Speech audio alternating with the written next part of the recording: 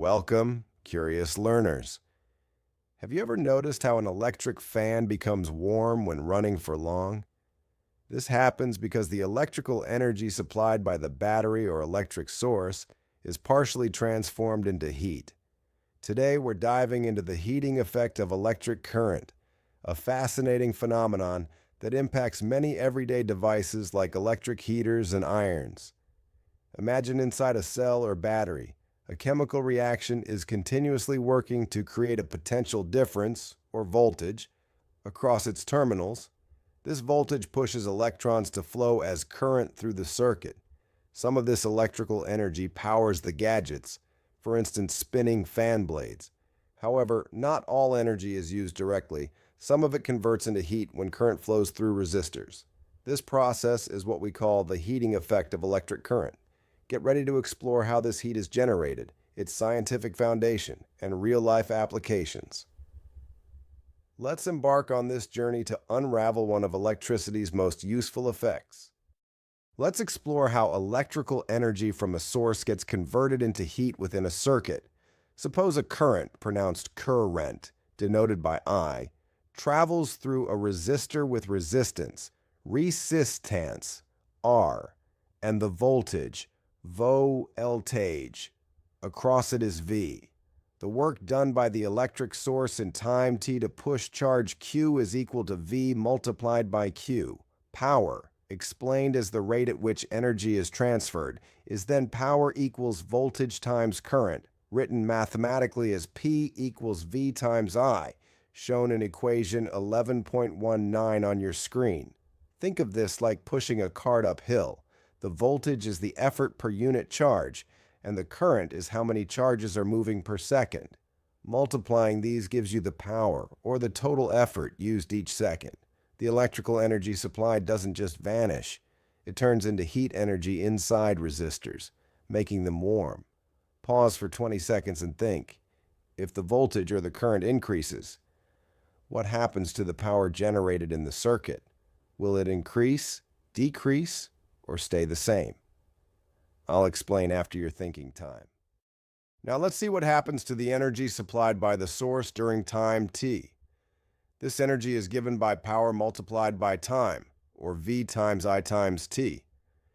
This energy turns into heat in the resistor, which we call heat produced, represented by H equation 11.20 says H equals voltage times current times time, which represents how much heat the resistor produces during current flow. We can relate this further using Ohm's law, which states voltage equals current times resistance, or V equals I times R. Substituting this into our equation gives us Joule's law of heating. Heat produced equals current squared, times resistance times time, written as H equals I squared RT. In other words, the heat generated increases dramatically when current grows, since current is squared and also depends linearly on resistance and the duration the current flows. Imagine turning up an electric heater. Increasing current or running it longer will cause it to get hotter due to this principle. Let's break down Joule's law of heating and understand it clearly. According to this law, heat produced in a resistor is directly proportional to the square of the current, I squared, proportional to the resistance, R, and proportional to the time, T, for which the current flows. Why is the current squared? Think of it like pressure in a water pipe. Doubling the current quadruples the energy loss as heat. This relation is very useful for engineers and scientists to calculate how much heat an electrical appliance will generate so they can design devices safely and efficiently. Figure 11.13 shows a basic circuit setup used in physics labs to study steady current in a resistor. The circuit includes a battery, a resistor R, and a meter A, connected in series to measure current, a voltmeter V, connected in parallel across the resistor to measure voltage, and a switch K to open or close the circuit. By measuring voltage and current, students can calculate resistance or heat produced using these laws. When the voltage is known, current is found by I equals voltage divided by resistance, or I equals V over R. Pause and visualize this circuit. What do you think happens to the heat if the resistance is doubled while keeping current constant? Think for 15 seconds. Here is the circuit setup shown in Figure 11.13, often used to study the heating effect of electric current. The battery, pronounced battery, acts as the source of electrical energy. The resistor R provides resistance to current flow, converting some electrical energy into heat. The ammeter, ammeter, is connected in series, meaning current passes through it, to measure the current I in amperes. The voltmeter, voltmeter, is connected in parallel across the resistor to measure the voltage V across it. This setup lets us observe how voltage and current behave in the resistor. The switch K helps us open or close the circuit. When the switch is closed, current flows. Opening it stops the flow. Think of this circuit as a water loop, with the battery like a pump, resistance from a narrow pipe, and the meters as flow and pressure gauges. Understanding these components enables experiments that prove Ohm's law and Joule's heating. Let's pause here. Why do you think the ammeter must be in series but the voltmeter in parallel? Ponder this for 20 seconds. Let's apply what we've learned with example 11.10. An electric iron uses energy at two different rates: 840 watts at maximum heating and 360 watts at minimum heating, with a supply voltage of 220 volts. Using the power formula P equals voltage times current, or P equals VI, we can calculate the current for both settings. At maximum heating, current I equals power divided by voltage, so I equals 840 divided by 220, which is approximately 3.82 amperes. The resistance R is voltage divided by current, R equals V divided by I, yielding 220 volts divided by 3.82 amperes, approximately 57.60 ohms. At minimum heating, use the same method. Current I equals 360 divided by 220, about 1.64 amperes, and resistance R equals 220 divided by 1.64, approximately 134.15 ohms. Notice how resistance changes between the two settings, affecting heating power. This shows how electrical parameters are used to design and analyze household appliances. Pause here to reflect. Why do you think the resistance is higher at minimum heating? Think for 20 seconds. Example 11.1. One challenges us to find the potential difference across a resistor that produces 100 joules of heat each second. The resistor has resistance 4 ohms, and the time considered is 1 second. Using Joule's law, current I equals the square root of heat divided by resistance times time. Mathematically, I equals the square root of H over RT. Substituting numbers, I equals square root of 100 joules divided by 4 ohms times 1 second, which calculates to 5 amperes. Next, using Ohm's law, voltage equals current times resistance, or V equals I times R. We find voltage as 5 amperes multiplied by 4 ohms, giving 20 volts. This example shows how knowing the heat produced helps to determine electrical quantities and allows us to analyze circuits efficiently. Pause for 15 seconds.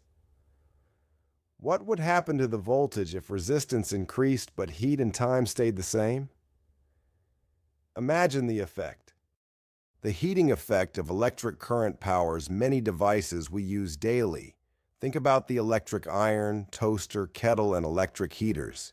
Each of these appliances uses Joule's heating to change electrical energy into heat, performing tasks like smoothing clothes, toasting bread, boiling water, or warming rooms. This conversion is remarkably efficient and controllable. When current flows through a resistor inside these devices, heat is generated due to the resistance, providing the useful thermal energy needed. Safety is vital. Appliances are designed to prevent overheating and hazards. Materials with suitable resistance and melting points are chosen to ensure long life and user protection. Imagine how inconvenient life would be without such devices. Electric heating is a perfect example of physics at work improving our daily lives. Have you ever wondered how an electric bulb lights up? The secret lies in Joule's heating. When electric current flows through the bulb's filament, which is made of tungsten, a strong metal with a melting point of 3,380 degrees Celsius, the filament becomes extremely hot. At these high temperatures, the filament glows and emits light. Most of the energy is released as heat, but a small portion appears as visible light. To protect the filament, bulbs are filled with inert gases like nitrogen and argon. These gases do not react with the hot filament, extending its life.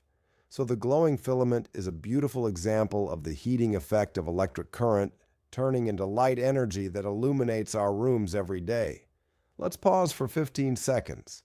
Why do you think tungsten is chosen instead of other metals for the filament? Reflect on this while I get your thoughts ready. Safety is paramount when dealing with electricity. To protect devices and circuits from high or dangerous currents, a simple yet effective safety device called a fuse is used. A fuse consists of a thin wire made from a metal or alloy chosen for a specific melting point, such as copper, aluminum, or lead. It is placed in series with electrical devices. If the current flowing in the circuit exceeds a safe limit, the intense heating effect melts the fuse wire, breaking the electrical connection and stopping current flow. This protects appliances from damage and prevents electrical fires. Fuses come with different current ratings, like 1 ampere, 5 amperes, 10 amperes, etc., and are selected based on the current requirements of the device they protect. For example, an electric iron consuming 1,000 watts at 220 volts draws about 4.54 amperes, so a 5 ampere fuse is used. This ensures the fuse melts before the device experiences harmful overload. Let's summarize our learning on the heating effect of electric current. When an electric current flows through a resistor, electrical energy supplied by the source is converted primarily into heat. The power delivered is given by the product of voltage and current, P equals V times I. The heat produced over time is expressed by Joule's law. Heat equals current squared times resistance times time. H equals I squared RT. This heating effect is the foundation for everyday electrical appliances like irons, heaters, toasters, and bulbs. Understanding it allows engineers to design efficient devices and include important safety features. Fuses are vital safety devices that protect circuits by melting and breaking the flow of dangerous excess current, preventing fires and damage. I hope you now appreciate the science behind the warmth your electrical devices generate and understand how physics helps keep you safe and comfortable.